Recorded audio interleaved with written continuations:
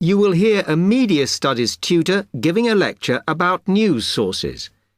You now have 30 seconds to read questions 31 to 35.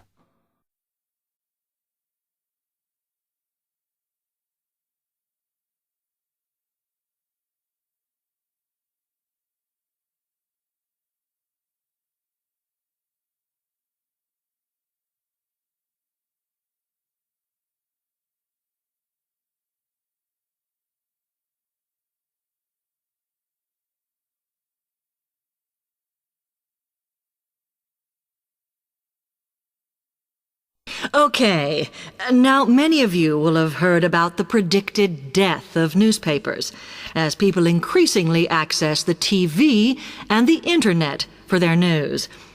Today, I want to look at the USA, which has very advanced news sources, to see if this is actually true.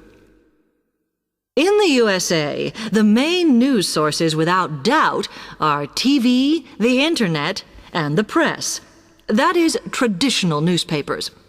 And although they are each surviving and growing, they are also changing. Obviously, TV news has been around for a while, and the early evening bulletins, when people get in from work, are very popular.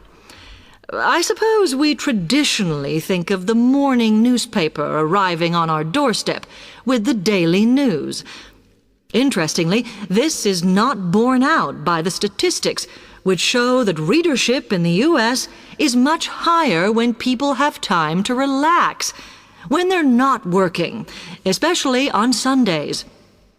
The Internet is also a popular weekend activity, but shows no variation with weekday access.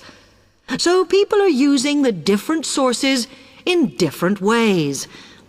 Interestingly, local radio has been hit less by the grip of quite strong local newspapers than by the Internet, which is seen to offer a better regional service. But just because the Internet is seen as the new force in news media does not mean it is dominant. Television has, of course, been global for a while. But now, technological changes, which have fueled the rise of online news, have also allowed newspapers to print and distribute editions across the world. In fact, Internet news, which is seen as the big competitor for traditional markets, does not offer that much variety. Often, the sources are the online versions of the newspapers, whereas television, in order to offer something different, has had to come up with a much more mixed bag of reporting, from hard news to light reports on celebrity events. Another issue is reliability. The Internet is virtually unregulated, so anything can be reported there, whether true or not. Journalists on newspapers have fought a long, hard battle to fight intervention and to retain the freedom of the press. Television, however, is seen as critical to political power and has become subject to harsh controls about what it can or cannot say.